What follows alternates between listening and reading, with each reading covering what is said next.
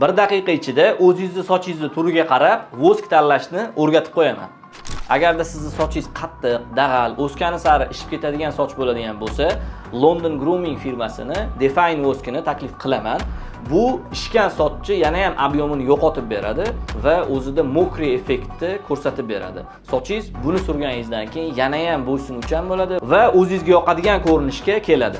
Agarda sizning sochingiz o'rtacha qalinlikda bo'ladigan bo'lsa, ya'ni o'ta siyrak, yumshoq ham emas, o'ta qalin ham emas. Unaqada xuddi shu firmani Clay deb yozilgan voskini taklif qilaman.